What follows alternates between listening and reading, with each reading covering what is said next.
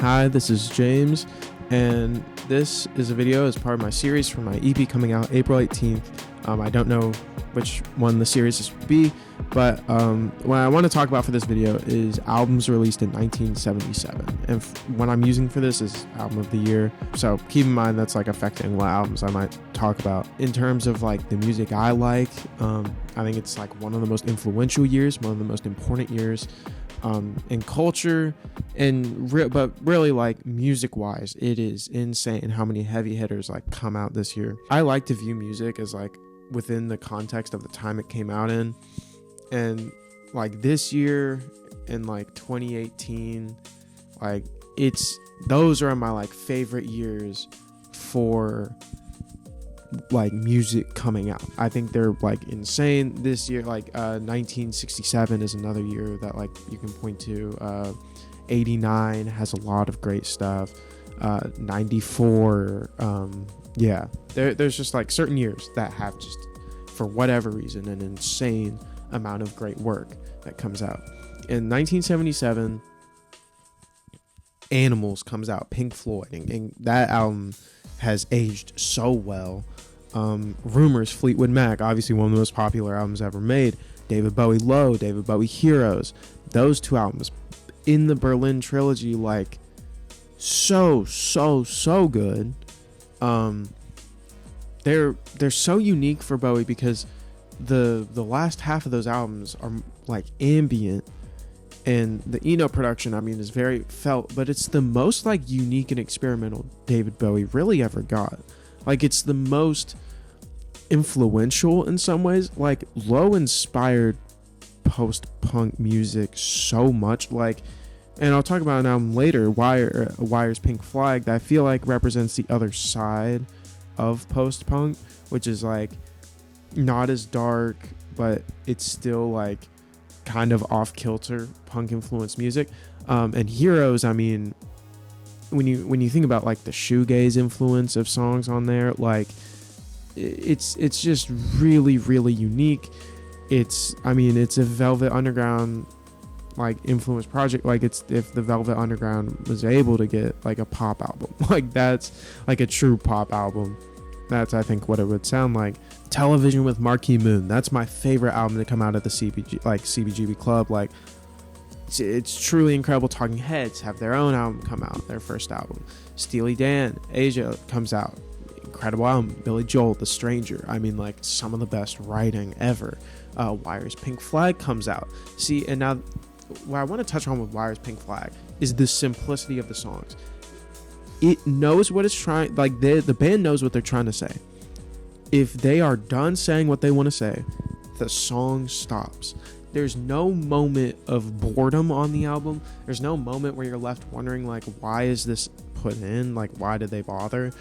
It's perfect or close to perfection in my view. The Sex Pistols, never mind the bollocks, here's the Sex Pistols. That does come out. You can't deny how influential it is. How good is it? I mean, like, I think it gets overhated because it's cool to like hate on like Johnny Rotten and a lot of the people in the group for like the stuff they do outside of music. But when it comes to just the music, it's a really good punk album. Like, there's a reason why it is as influential as it is. Bob Marley and the Wailers, Exodus comes out. I mean, one of the greatest reggae albums ever made. Kraftwerk, Trans-Europe Express, like so foundational in electronic music. Suicide with their album self-titled. The Clash, they're self-titled. Iggy Pop, Lust for Life, and The Idiot come out this year. And what's so unique about those two albums that I love is like the emphasis on the writing is like strange for an Iggy Pop. When you think of like the Stooges, it was like the writing was always cool, but it was like very similar from song to song. These two projects, it just feels very earnest. It feels like he's just telling you know, like what he feels, what he wants to talk about. And because of that, I end up really liking it. It comes across very genuine. It feels like truly like he's trying to express himself outside of just the emotion of like anger and chaos. Brian Eno, Before and After Science, that project has some really, really good emotional cuts on there. Fela Kuti, Zombie comes out. That's another incredible album. Ramones, Rocket to Russia, foundational. Elvis Costello, My Aim Is True. That's another great project. I mean, like, that really sets him up, I think, for like later collaborations. Because I think that project really is like the first time he's like kind of showing off his like production ability a little bit. Like, he does it more later in his career, and when he starts to work like and produce for like artists like the Pogues, it's like it starts to make sense on albums like that why you would want Elvis Costello to, you know, work with you. Another Ramones album, Leave Home. Peter Gabriel 1. There's some really, really good writing on there. The Damned.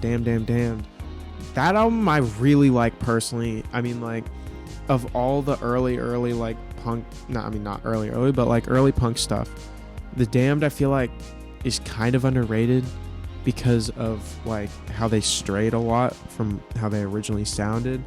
But even then, this project is so good. It's a lot of the fun, like it's the fun from the Sex Pistols that like they kind of miss a little bit, and why I think people kind of criticize them.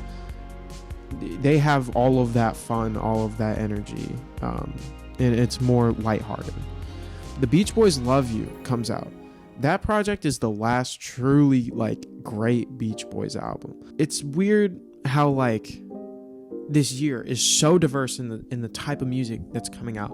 It's so like nothing is like it. No year is like this in terms of just different genres peaking or starting.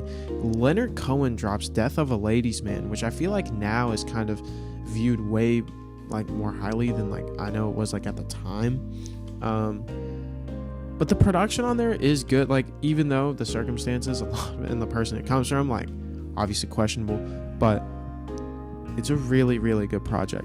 Goblin, the Suspiria soundtrack, that is an incredible soundtrack. So influential, you know, so influential. I know Queen drops one of their albums this year. The Jam drop In the City. Richard Hell and the Voidoids. Like, I'm gonna stop here, but like these are all like incredible projects. There's so few like duds. There's so few duds that this year, and to tie it all together is just like the part of the reason what makes that year so good is just it's the catalyst for so many great things that came out in the 80s. A lot of the best stuff of the 80s is directly based off of things that came out that year.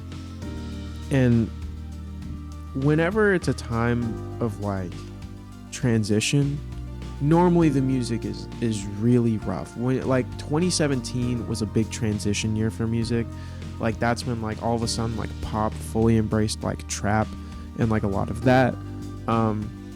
And like there was this transfer of like SoundCloud artists being like studio artists, and like it was just a time that was like a transition year that's like pretty rough. You can see in a lot of albums that dropped that year, there's not as many that are like classics, whereas this year it's a transition year, and for whatever reason so many artists just got it perfectly right. Like, I know I touched on it early, but like Pink Floyd dropped Animals, and that's basically a post-punk album in so many ways. Like, for Pink Floyd to do that is crazy, and for at the same time like Low to be out, like I can't imagine like who wouldn't be inspired by that.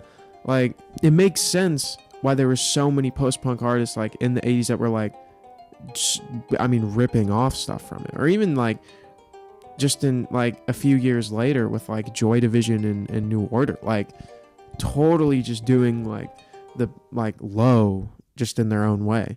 If you like this video, if you like to hear me just talk about music for 10 minutes, subscribe. And I do have my EP coming out April 18th, so check it out when it drops.